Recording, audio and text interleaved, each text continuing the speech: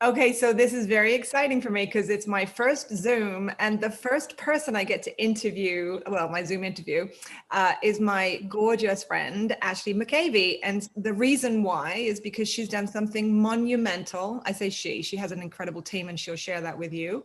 But she has done something monumental, and she, very much like me doing Breaking Their Silence, layperson, right? Layperson from the ground up. And yet what she has achieved is remarkable. And we just touched on the fact that she did it in 2020. So without further ado, I'd like to introduce you to my dear friend, Ashley McAvey. Hi, Ashley. Hi, Kerry. Thank you so much. I'm so honored not only to be interviewed, but to be your first Zoom interviewee. This is very flattering. First of all, I want you to tell, I'm lucky because I know so much about you now. We've become sisters on this journey together. But I'd love you to tell anyone who's listening about yourself, not about the issue right now, which we'll get to, but just you yourself. Tell us about yourself. Yep. So I'm a mother of two beautiful kids. I've got a great husband. I live in Shelburne, Vermont. And I am passionate about wildlife. Before kids, I was involved in development. I did fundraising professionally. I have my master's from Yale School of Environment. So wildlife environment have always been very important to me. But I definitely took a pause when I had my kids. And then a 2012 National Geographic cover story really was the catalyst that got me where I am with you right now. Okay, let's dive right in then. So you saw what on the cover of National Geographic? So it was an incredibly kind of heartbreaking cover. It was really a call to arms, and it talked about how bad the poaching crisis was. I had the incredible good fortune and blessing to go to Africa when I was just 16. And I bottle fed orphaned black rhinos, and I met amazingly beautiful, courageous rangers who I know you have met and fallen in love with as well. And it just, the dots all clicked in that trip that these animals were getting wiped off the planet, leaving nothing but devastation in their wake, taking livelihoods of tourism, just on every single level. It was an atrocity.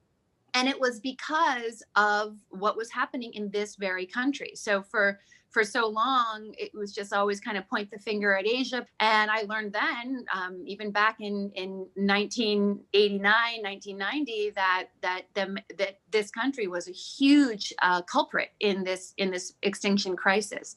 So that kind of stayed with me for a long time. And I just truly, I studied it in college and in graduate school. I hoped it would go away. But it was that 2012 article that said it's as bad as it's ever been. And I read it and I said, I have to do something. So let's connect those two dots. It's very surprising to audiences when you tell them that America is number 2 in the world for responsible for this. I noticed your interview recently with the Shelburne News, you say that America is the leading country now. It may have changed since I had done my research because it's been a couple of years. So can you talk to that? Because people, like you say, they point the finger at Asia, and it's all about supply and demand. So talk about the demand that America has, and then let's jump right into what you were forced into action to do. Right. I mean, a lot of times it was originally China. China's the leading culprit, villain, if you will, in the ivory industry. And then the US was always considered a top market for sure. I mean, that's irrefutable. But in some of my more recent research, there have been sources indicating that the US is the largest market for the illegal wildlife trade. And that, when people think about the illegal wildlife trade, it's important to know that stands right up there with the worst illegal trades in the world. It's the 4th largest illegal trade after drugs, humans, and arms and or counterfeit. So we're talking a multi-billion-dollar trade that is happening in this country in a huge way. So whether you want to argue is it the number 1 or the top 3, it's a huge player. In terms of ivory, because China has actually taken very big steps to stop the trade. Japan is now listed as number one for ivory. So now there's a lot of focus on getting Japan to do the right thing and shut down the trade. But it was that notion that it's so easy to point fingers, and it's so easy to just say, no, those bad people, when in fact there was so much misinformation about here. So I mean, I can't do much around the world.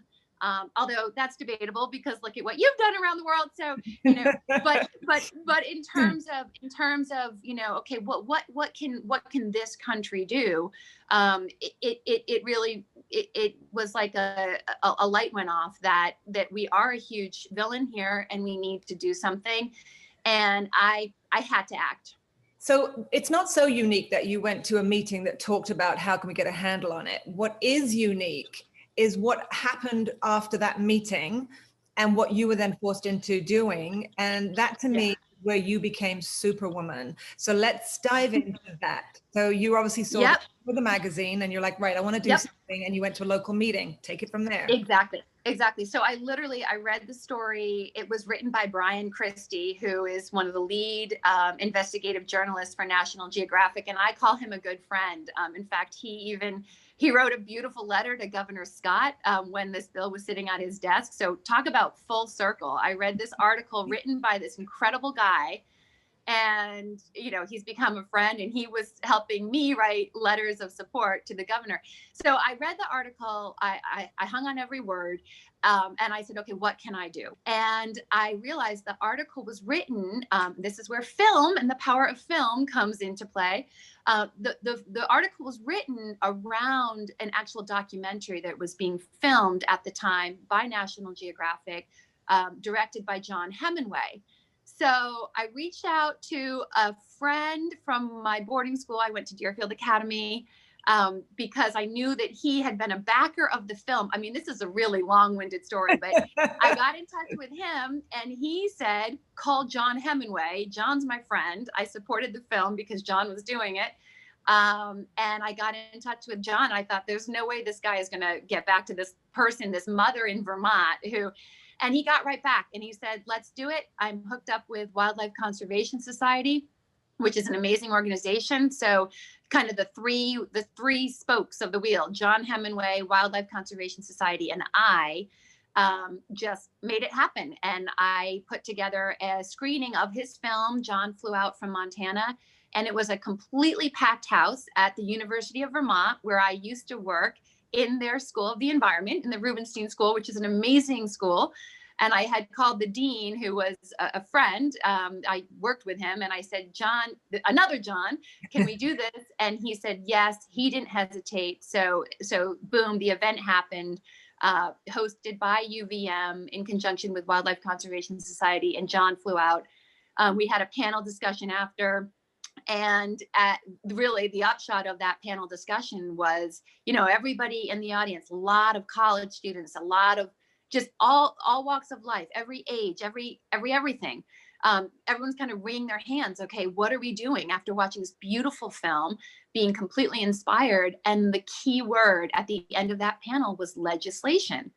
And I thought, okay, that's good. And then I thought, somebody else can do it because I had just, done this big event, and it was amazing and fulfilling. But I thought, okay, I kind of said, it'll just happen. Somebody's going to run with this. And nobody did. It kind of kept me up at night that nothing is happening.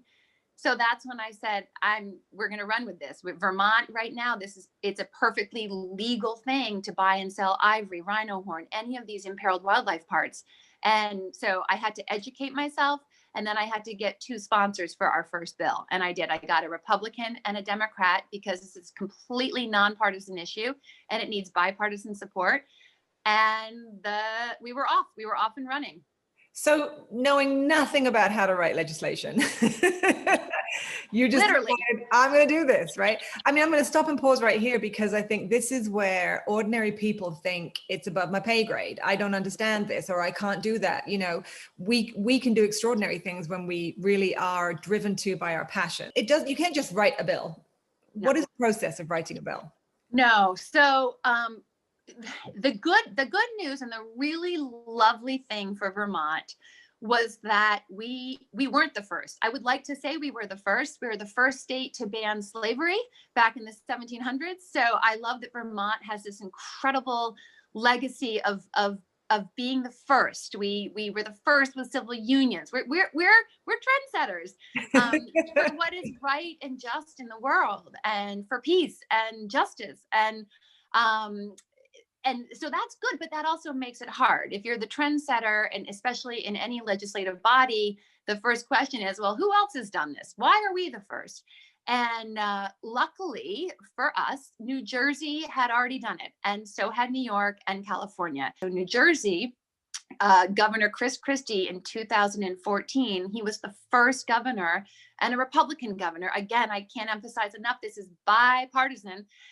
He signed a bill into law, and the New Jersey bill had no exemptions. So didn't matter if it was an old piano or antique and candidly, I've spoken firsthand, one-on-one with Fish and Wildlife agents who actually testified on behalf of our bill to say that that is the cleanest way to do a bill. If you want to really cut down on any loopholes, you make it clean the way New Jersey did. Really, it was finding a Republican and a Democrat who could come together as co-sponsors of a bill.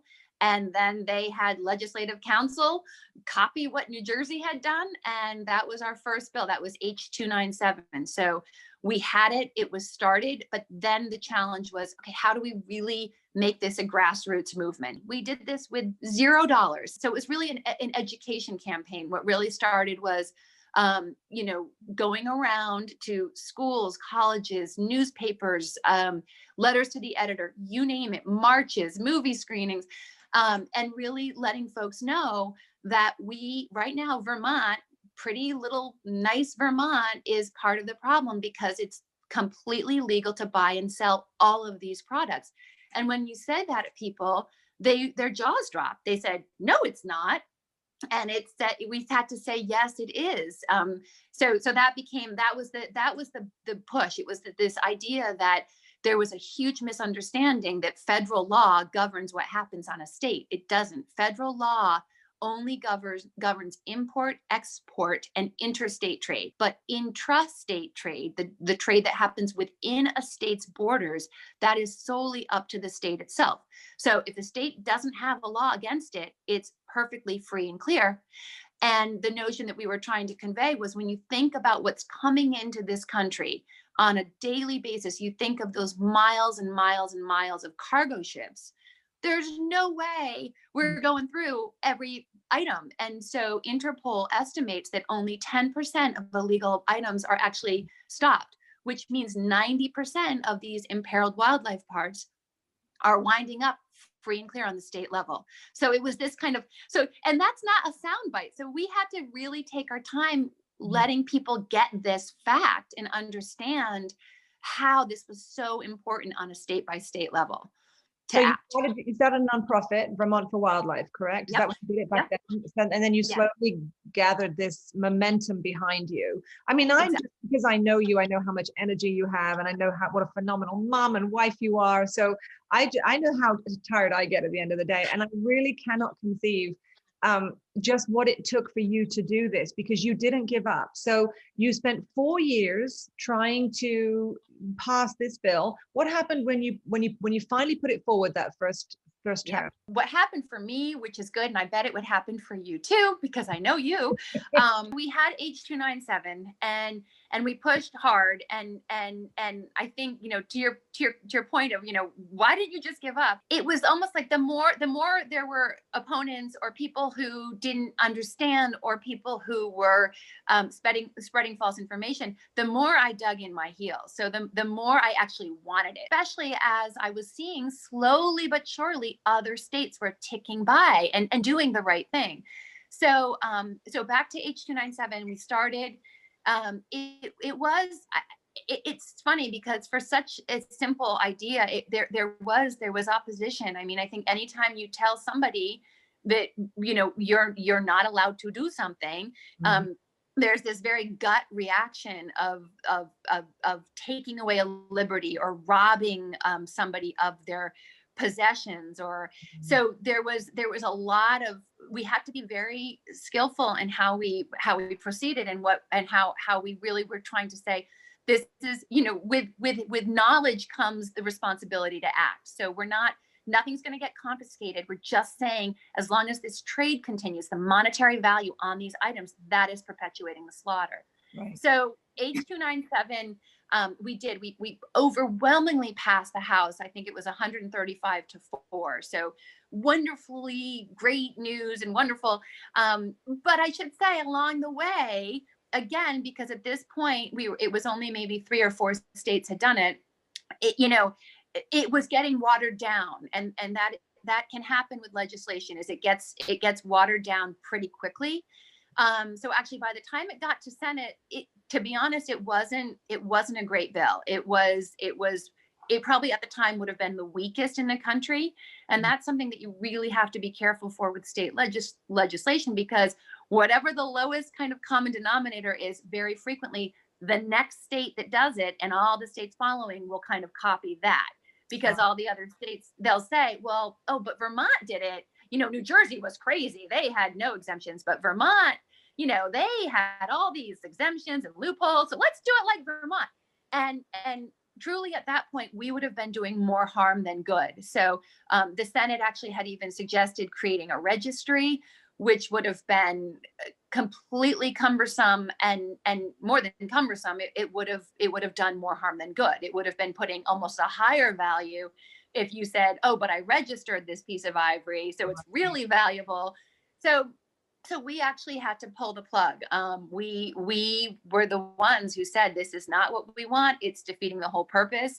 So and it was very painful. I mean, I cried a lot, and to have that much effort put in to actually for us ourselves to have to pull it out was painful, but boy, it was worth it. It really was. So did you pull out before it went before the Senate, or did they say no to the House passed? Nope. That's a very good question. Nope. We were trying in the Senate to strengthen it. So that's the other thing. Until a bill is signed, there's lots of time for it to be weakened or strengthened. So our hope when it went from the House back in 2016 to the Senate was that we could strengthen it. Mm-hmm. And that was our hope. But as I said, it actually, it worked the other way. It got even more watered down in the Senate. And again, they had proposed this registry idea. So we pulled it before it went to the governor's, but actually, technically, we pulled it before it even went to the full Senate, because everything starts in a committee. Yep. So we were only in the Senate committee. So before it even went to a full Senate vote, we said, nope, this isn't going to happen. So that's after 4 years of work, which not only was it the hard slog that you did, but it's also the learning curve of what you're doing and the trial and error and trying to get people behind you. No money, 2 young kids, a husband, a house, not getting paid, trying to rally everyone in Vermont to get behind this incredibly important bill. And now you're back to square one. So most people would throw the towel in and say, okay, well, I tried. Okay, again, this is where it makes you Superwoman, but I want to state again, this is not something that you had experience in. And what was it that got you to pick yourself up and say, okay, another 4 years, but I'm up for it and I'm going to do it bigger? Yeah. Well, oh my gosh, you're going to make me cry, because, these are such really poignant questions, and you're making me really think. So Vermont, the Vermont legislative body works on a biennium. So a bill has 2 years to try to make it from start to finish. So that was 2016 was when everything crashed. And we took a little break. I needed a break. I think the local media needed a break. They did an amazing job covering it. Like, nobody wanted to talk about ivory. Like, everybody needed a break. So, we did. We took 2017, 2018. We stood back for that biennium, and then we came back full force. Okay. And to your question, what made me come back full force? It really was the moments along the way. I can't help. Oh, I didn't think you were going to make me cry.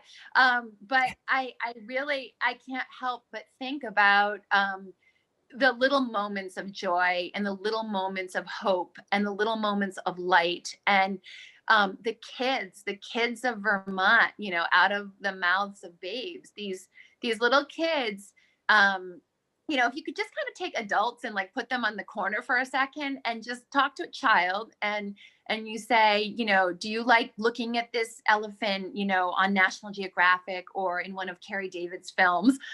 Do you like looking at this rhino? Do you like, and they'll say yes. And then you simply say, you know, they're being hunted, they're being killed for parts of their bodies, so that people can buy and sell them and make money. And these are animals that there are very few left. And so do you think we should do that or not? And kids will say, no, we shouldn't be doing that.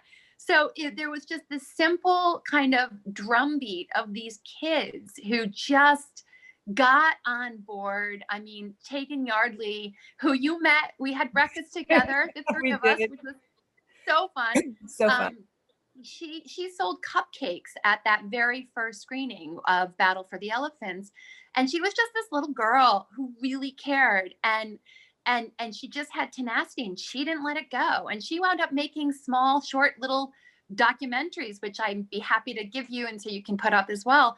That went around the world. Yeah, they went, you know, literally they've been shown in embassies and governments. And so she got an award from Prince William for her efforts. So it was just these kids who really believed in this. And it wasn't just, oh yeah, I love elephants, I hope the bill passes. These are kids who stayed up late, who wrote testimony, who went to the State House in blizzards, who marched on Church Street, who told their friends. I mean, so, and then the teachers, these incredibly amazing teachers who not only heard what their kids were saying, but said, hey, well, why don't you see if Ashley McAvey can come in and talk to the class? And, you know, I'll help you hand out brochures about this issue at Healthy Living Supermarket. Like, you know, just so teachers, like the people who it's like, I can't hang up on this because there's so many people who are, it's too late. Like we're all in it. So it was really kind of honoring, just saying, we're gonna do this. And again, at this point, right, every year that went by, there were more states. So that's always helpful, very positive. Yeah. But at the same time, it's almost kind of sad. It's like, okay, Vermont, there's 11 states now. Are we going to be 39 or are we going to be 12? Right. And so, so we just regrouped. We came back in 2018. We changed our name. And again, just my little group, it was all volunteers. I mean, we're not even 501c3. We don't accept money. It was just this people, with a great website that Laurel Nemi helped put together, who's an incredible friend and partner on this journey. And then, obviously Barry Lundry with the Humane Society US, and then Brenna Galdenzi with Protect Our Wildlife. These are Vermont groups that just became like family in terms of this push. And so we did change the name. So formerly we were called Ivory Free Vermont, this kind of little group of volunteers that I've put together, which round out being over 400 people. So we changed the name because we decided, okay, when we come back in 2018, which we did, and actually I have to give all credit to Dr. Laurel Nemi, who I know you also know because you were on the panel with her after your film. So she's lovely and brilliant. And she was actually ahead of the game because she had said years before, she said, you know, I think we should do this. We should do a multi-wildlife species. Like this is going way, like at this point, things are getting so bad for so many species. I don't think we should just do elephants and rhinos. And, you know, when Ivory Free Vermont was really pushing, it was like, well, let's just stick to ivory and rhino horn. But Laurel had a lot of wisdom, and we all agreed, okay, this makes sense. And other states had started doing this multi-species bill. And so instead of just ivory and rhino.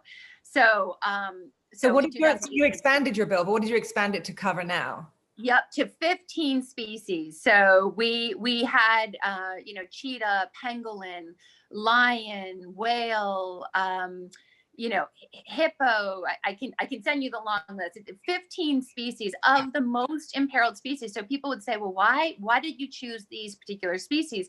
And again, this is a bill that's battling wildlife trafficking. So the 15 species in the bill, going way beyond just elephants and rhinos, it's really looking at the most trafficked animals in the world, with pangolin, which your film so beautifully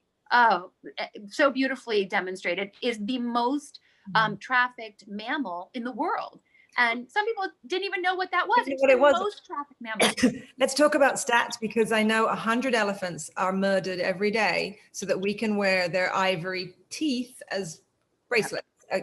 And that 3 rhino are killed every day for their horns, which, as we know, has no medicinal value whatsoever, but it has one of the highest black market costs associated with it of anything on the black market. I believe at one point, the only thing more expensive was weapons grade plutonium, which is preposterous but it tells you that's the power of PR, right? Somebody has sold this bill of goods to people who believe it. And now, of course, with the young, and this is Asian, unfortunately, but the young nouveau riche in Asia are now displaying the full horn as a status symbol, which of course is abysmal. Right. So well, one of the things I just want to say that I was noticing from the sidelines was that I was hearing from you and the monumental work that you were doing, and the constant letter writing, and they weren't short letters, they were important, vital letters to important people, and you never would let up. And I was so amazed at your stamina to keep doing this. And then it was shortly, I want to say maybe a couple months before you put the bill forward, and you got this crushing email from somebody on the inside saying, basically, I don't think this is going to work. I don't think, prepare yourself. Can you tell me about that moment? Do you know the email I'm talking about? Because you shared it with me. Yeah. Can you talk about that moment? Yeah. I do. And yes, it was devastating. And I think it was right around June of 2020 when, even despite COVID, I mean, we were still, the legislative body was meeting via Zoom, and and things were happening. And we had gotten out of the House committee in mid-March. So kind of right before COVID really shut everything down. So it was kind of like, okay, well, what's happening here? And yes, what happened was the Vermont legislative body, it came to a well-deserved rest. I mean, they went way longer than, because of the pause, they had to come back. So the hard thing happened really was in June of 2020 when the session, these legislators, they've been working so hard trying to, as legislators around the nation and world have been trying to deal with this incredibly horrific pandemic and the consequences. They needed a break, so they took a break, but we hadn't gotten through the full House. So I did know that the legislative session was going to resume in August, but it was going to be for a month, a very, very, very tiny amount of time. And I thought, okay, well, where there's life, there's hope. So it wasn't dead, but I did get some emails from wonderful legislators, I mean, champions of this bill, who they just said, Ashley, I'm sorry. They said, we're done. And it's, we didn't get through the House, and it's going to be really hard to get through the full House, and then a Senate committee, and then the full Senate, and then to the governor's desk in a month. So I cried. And then I called Tim Ash, who I actually, I wrote, I mentioned him. His name was written in the article, the Shelburne News article. He was pro tem. So he was the he was the leader of the Senate, and he is an incredible advocate for animals and wildlife. His record speaks for itself, and he's been very supportive of our efforts. But clearly he had a lot of other things on his plate. So, this wasn't really his baby, but he was wonderfully supportive. So when I called him in June and I just said, Tim, what do you think? he was very, very positive that, he didn't make any promises, but he was very positive that he would do what he could. And so I think what happened was when everybody came back after a little break to catch their breath in late August, there was groundwork that had been laid. Okay, we've come this far, and this person is clearly not going away. So let's just see what we can do.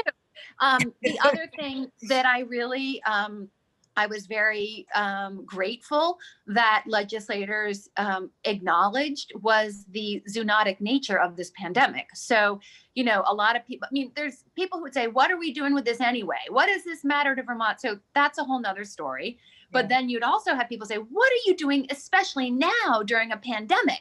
Right. And to that, the answer is really clear that this pandemic, it is irrefutable. It is caused by a zoonotic source. So if you look at the virus under a microscope, it has certain characteristics that can only be from a zoonotic disease and zoonotic illness. So, the fact is that it was exploitation of wildlife that got us here in the first place. I mean, you can debate, did it come from China? Did it come from Vietnam? Was it originally a bat and then the pangolin was the intermediary host, which is most likely, but you can debate those things all day long. But what you can't debate is that it jumped from wildlife to humans.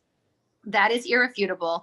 And it is likely through our exploitation of wildlife that this happened. So if anything, it was like now more than ever is why we need to pay attention to how we're treating wildlife and how we're exploiting wildlife and the consequences to humans. Right. Well, let's take a moment for that, because we can go back through history and we can talk about mad cow disease. We can talk about AIDS. We can talk about swine flu, aviation flu. What's that? The bird flu. SARS, MERS, Ebola. Yep. All originated with wildlife. Now, I know you and I are in accord on this, which is that we need to rethink our relationship to nature if humankind is going to survive. And some people think that's a dramatic statement, but it really isn't. And it wouldn't take a genius to sit down and say, but look what's happening while we don't. The wildlife that we love so much, we're pushing it to the brink of, they have nowhere else to go. This is the thing that makes me tear up. It's like, what are they supposed to do? Lately in India, there's been some photos of upset villagers setting fire to elephants, who you and I both know are sentient beings, and they're calves, because just to chase them out of the village. Now, while we could sit in judgment of that because we have such strong, passionate feelings about it, those villagers are doing it because they're protecting their livelihood. We come from different places, we understand. But what are these elephants supposed to do if they have nowhere to eat, nowhere to graze, nowhere to migrate to? They follow an instinctive pattern. Let's talk a little about, you had opposition from, I believe, an antique industry. Because the bigger argument is for humanity, and always the people on the other side it comes down to greed and money. Always, that's what it comes down to. But there's no stronger argument than to say, to save humankind, we also have to save wildlife. Can you talk a little bit about that? Yeah, exactly. And I think, yes. And I have to take a second to quote one of the women in your films when she so poignantly just said, she said, I think she was talking about the rhinos. They have every right to be here. Mm-hmm. They have just as much right to be here as we do. And it's so true. There's this arrogance. Of human kind of power, and we can wipe everything out to whatever whim that we have. And the thing about rhinos in particular, they've been around for 50 million years. Sudan, and I know that was extremely poignant and horrible for you on the film, gone on our watch. It's amazing. These animals have been here for 50 million years and gone on our watch. So when you think about the scale, it shows such urgency of what we have to do. To that point, again, I want to say this because I know a lot of people will be wanting to write legislation for their state, and then we'll talk about that. But what's really vital is here that we are currently in the 6th greatest extinction right now, and we have lost 68% of our wildlife in the last 50 years. If you let that sink in, people watching this have to understand that we're on full alert.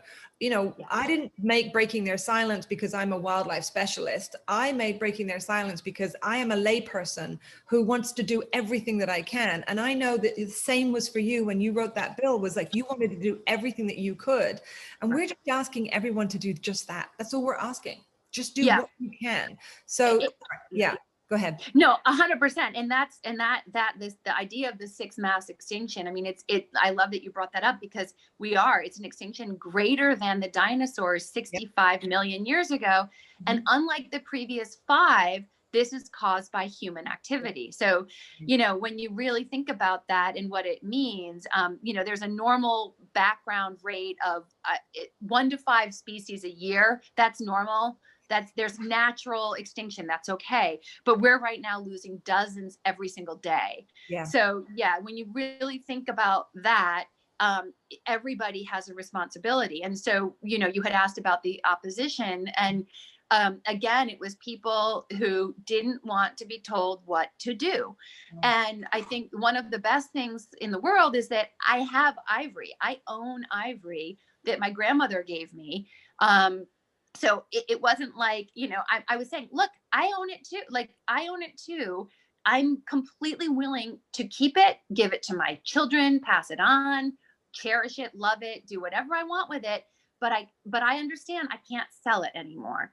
And actually there was, I have to interject because it was so powerful. There actually was an antique dealer, I believe from Oregon, which is one of the states that had passed legislation.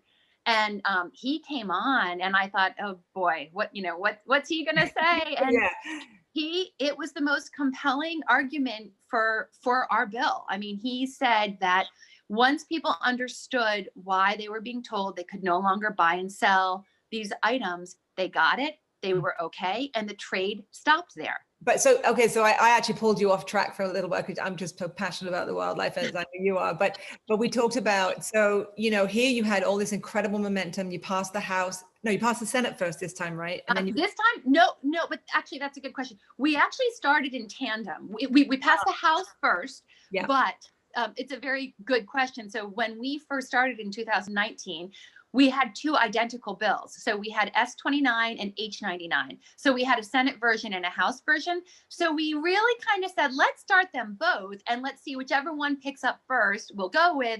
But we wanted to have both bodies, both chambers engaged from the very start. Smart, really smart. Yeah. And then I know, because you sent me that letter, and you're just like, all hands on deck. Everyone had to write letters, and which we did willingly, of course. And then let's talk about, well, is there anything that we haven't talked about the journey before we talk about the next steps? No, I think we're covered. I think we covered a lot.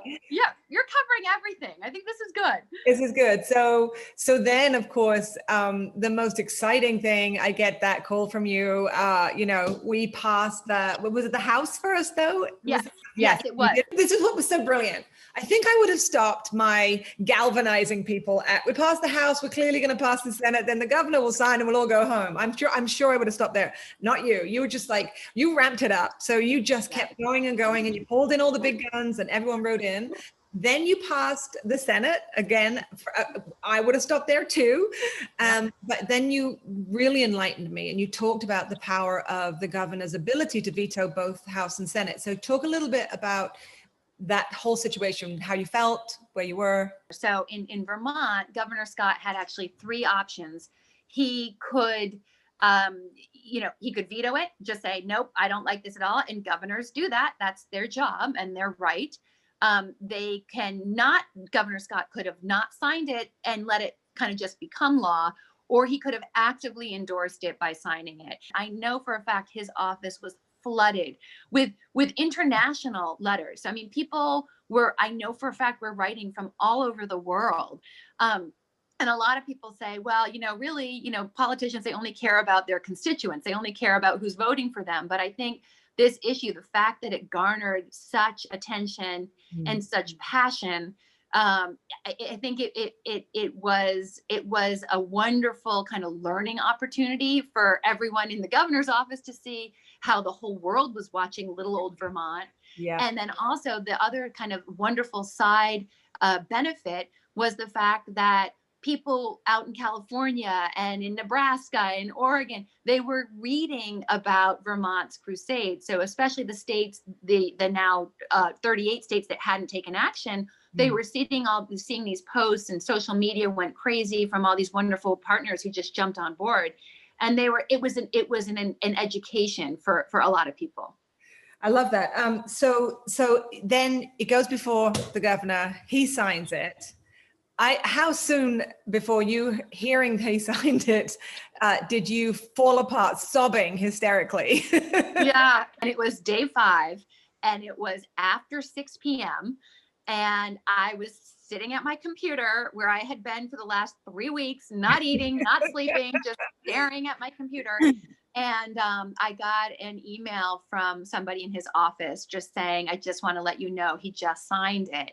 And so the fact that he signed it, it just made me so gratified, so happy that everything worked. And I think I even, I told you, we had a chat about it, how, you flying here to Burlington, Vermont and bringing your film, and, all the early mornings going on local television stations and the kids marching, it just, in that moment, everything was worth it. And you had asked about kind of the sacrifice of finding something that you're passionate about and seeing it through. When there is somebody did once say to me on this journey, they said, Ashley, I can't believe you're still doing this, because you don't know if it's going to work or not. And I remember I was shocked at that statement. I loved the person who said it, but I was really surprised, because I thought, that's such a pessimistic way to go through life. Like, of course there's no crystal balls. I don't know, but I hope. And if you have hope and you have faith and you just, you get to the point where you say, no matter what, I'm going to keep fighting. It becomes very, you don't get as stressed out, because you're going to do it. It's just how long is it going to take? Yeah, because you can really apply that to anything in life. You don't do something because you know the outcome ever. Exactly. Like, you do something because you're driven to do something. Like, that's really all anyone can ask of you. Yeah. Okay. So, and it did take a toll on your family, because how could it not? I mean, nights and days and weekends, and talk a little bit about the personal price that you paid. I've schlepped my kids to that state house, in all sorts of weather. My son, he thinks that this victory has a lot to do with him, because he actually lost a tooth in the House committee, one of our House committee hearings, when I was delivering testimony. And I looked over and he had like this bloody, and I couldn't do anything. I said, I go figure it out. So, he's this little 9-year-old walking around the state house looking for an ivory tusk for an ivory tooth. I mean, that's what perfect. He said. You know what? It's too perfect. I love it. It is. That is exactly what he said. He literally said, it's ivory. And he was, and he was holding his stuffed animal, his shark, and sharks are one of the 15 species included in the bill. The sharks are being pummeled. I mean, so I think, and there was a lot of times, Mommy, can you come play Barbies, come play Legos? And I'd say, not yet. 1 minute, one more minute. And that was, 8 years of, my kids have always been my priority. And this was so important to me. And I think for them to see that, and then to see it come to fruition, again, it validated all those moments when I was busy. And so I think that's a really powerful lesson for children. Again, no matter what it is, for them to see their parents or their loved ones, their guardians, mentors, teachers, doing things that those adults believe in, because truly, not to sound corny, it's for the kids. I mean, if I didn't care about the future of the planet, I'd probably be, just having a tropical drink on an island. So, I mean, who cares? But I care greatly. And a couple of things on that was just to see your parent take on something so huge, to see both the success of that, but the defeats along the way. I don't think there's any better lessons in life for a child to see that and understand that, yeah, sometimes you take the fall, but life is it's not about the falling down, it's about the getting back up again, and then seeing it through, regardless of the outcome. I mean, Yes. the outcome for you was hugely successful. I had a mantra when I was mostly in Africa, that when things weren't going well, and seemingly like you just think it's all going to fall apart, my mantra was trust in the process. Just trust in the process. Did you have one, and what was it? Oh, I love that. I don't think mine was as succinct as those 4 words. However long it's going to take is how long it's going to take. And I think sometimes when I talk about my film, you talk about this bill, it is all consuming, everything else falls, your friendships, your lovers, everything falls away. And it's just about getting this thing done. It's like a drive within you. You couldn't stop it if you wanted to, right? So at some point you do have to say it's perspective, like, okay, well, I'm not, this is not curing cancer, but you do need that perspective to sort of like get you out of bed sometimes, right? Just to keep going. I think anything great that happens and any positive change in the world at any level, it takes people to get a little nuts over. I mean, I think if you're not obsessed with it, it's not going to happen. So when you look at any of the great movements or causes, or it's people who truly became, like you said, it was all consuming, and that's a good thing. It was a blessing that I didn't, nobody said I want to become obsessed with this thing, or but I'm grateful that I am, because any movement needs somebody who's losing sleep over it. Absolutely. And one of the things that Hong said on my journey was, and I think she was quoting somebody, but I don't know who, because I heard it first from her, but she said the greatest threat to our planet is the idea that somebody else is going to save it. Yeah. We all have to do our part. And for me, that moment was, I can no longer say I'm a true animal advocate if I don't give up what's comfortable to me to do something about it, right? So as a filmmaker, I had to go make a film. We know everyone has their place in life. They're calling, what they do, what they're good at, their skill set. I just say, bring your skill set to the fight in whatever capacity. You might be a graphic designer, bring it to a nonprofit who's doing the work that you want to do, help them. Because you had this 400 strong team behind you. You couldn't do what you needed to do without that. No one does it alone. And that was the thing I was trying to say, like, no one does it in a vacuum. Exactly. But you will meet sisters along the way, which is what we did. I mean, the most incredible relationships, and I'm so grateful for it. And you have not only been inspirational in what you've been doing, but personally, I had an issue this year that you were, there was no one else I could call. And I'm going to get emotional, so I'll just pull back. And these are the things, it's the ripple effect of doing something that you can never factor in. You don't know if you're going to succeed. You don't know if you're going to, I'm getting emotional. Yeah. No, I know, but we were destined to come together, and the ripple effects of all going beyond wildlife are profound and beautiful. And I'm gonna give some props to my mom, because she was watching the Today Show with Natalie Morales, right? I think that was your interview, and she called me right after. She said, "Ashley, you have to find out about this woman, Kerry David, in her film." And I mean, who would have thought that you hunted it down? And I loved it, and it was great, and it was instant, and you're amazing that you are so humble in it. I've met a lot of people doing incredible things, and sometimes the idea that they're doing it is bigger than the thing they're doing, and you meet that along the way, and you're the opposite of that, and you are such a phenomenal human being, and I'm so grateful to know you. It was through the fact that I wouldn't have known you had you not decided to do this incredible thing where you passed this bill, and now you are an example to other states. And I want to touch on that I know there'll be somebody somewhere watching this who will want to do it for their state. What advice do you give them, and how can they do that? Right. So first, if I could, I'd love to just mention, I know it'll be written somewhere, but I want to give a shout out to the 12 states who've done it: New Jersey, New York, California, Hawaii, Nevada, Oregon, Washington, Illinois, New Hampshire, Minnesota, New Mexico, and Vermont. So yay. So we're number 12. I should also add that the DC, the District of Columbia, has also passed legislation, which is wonderful.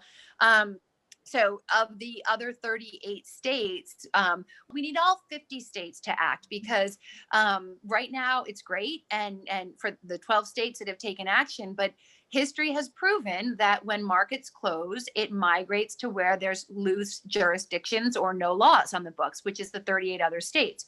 Right. So if you are living in one of those states, it's as simple as calling your town, your local town representative or senator. I mean, it's usually they live down the street, and it's saying, this is really important to me. Our state is not on this list, and it needs to be. And these other 12 states have done it. And look at how Vermont did it. Vermont did, again, they can copy our wording. It's great, strong wording. We have a very important weight limit for the exemptions. So the exemptions are for antiques, musical instruments, gun and knife handles, but it has to be 200 grams or less. I'm all about shaming. I've lost all decorum with this. I'm just like, shame them. Usually I would say, don't shame people. You shame them if they buy it. You're right. I mean, I was in a store recently that sells real fur. And I know that's something you and I are also very passionately against. And I said something very nicely. I mean, again, you can do this nicely. And I just said, can you please pass on to your buyer for this store, right here in, South Burlington, Vermont, that I am firmly opposed, and millions of other people are, to the fact that you're selling this particular brand of fur coat. And it's a very popular brand that everybody's heard of. And it's a travesty. Speaking up is really important. It's taken a long time to get to this lucky number 12. My hope is that within the next year or two, all of the states will follow. So you are the tipping point. Yeah. Right. And exactly. And even right off the bat, a wonderful supporter of the Vermont's effort, this incredible young woman named Tara Hetz. She and her father were huge ambassadors for this bill. They've spent most of their life in Africa doing conservation work. She's just moved to Colorado. And she called me the other day. She said, does Colorado have this yet? And I said, not yet. She's running with it. Right. And so now, you made a very generous offer. You said that your graphic designer will allow everything that you used for marketing as a template for other states that want to try to do what you did to turn their states. Anyone and everyone who's interested, I would love for them to visit our little website. We still have our little website. I mean, the sole purpose of Vermont for Wildlife, formerly known as Ivory Free Vermont, was to pass this legislation. So, okay, what now for Vermont for Wildlife? It is now simply to inspire others and help others. So, it took me 8 years to get a lot of these arguments and do the research. I mean, we have literally 8 years and thousands of pages of research, science documents. I mean, we have professors from the University of Vermont who've been to Africa, just really, really good stuff. So anyone can go on our website, which is www.vermontforwildlife.org, all one word, and they can email me through the website, and I will help and give information. And, you don't even know what I would have paid, 5 years ago for, a cheat sheet and, a roadmap. Yeah. So people give that. So what is next for you now? Because we touched on this before we started recording, which is that you've had, for the last 8 years, this has been this massive, massive undertaking and a passion project for you and your every waking thought. And then, you wake up so that following week, you're just basking in the success and like the thrill of now protecting and saving all this wildlife. What do you do now? I'd like to inspire kids somehow. I definitely want to do something with wildlife trafficking. And my immediate goal is to have the other 38 states enact strong legislation. Well, my friend, I am so incredibly proud of you. I'm honored to call you a friend. And I just think that what you did was remarkable. And thank you for doing it. And I think that wraps up our interview. Thanks for spending time with me. You're welcome, Kerry. You are so humble. And I know you just say, oh, yeah. But I will say, when I saw your film, every second that you did, and every person in your film, primarily the woman you featured, it validated every second of my blood, sweat, tears, angst, sleepless nights, trips to Montpelier in blizzards, everything. And so I remember saying to you in one of our first conversations, it was like an elixir to watch your film and just feel, no matter what happened, my effort matters, and it's for them. And so thank you for giving me that, because that gave me, maybe that's what gave me that boost in this last year. But I will tell you, my film is called Breaking Their Silence, Women on the Front Line of the Poaching War. And you, my friend, are on the front line of the poaching war, and you are a huge warrior princess. So we'll leave it there. Mutual Appreciation Society over. Okay. Okay, fair enough. So proud to call you friend. Congratulations. Thank you, Kerry. Take care.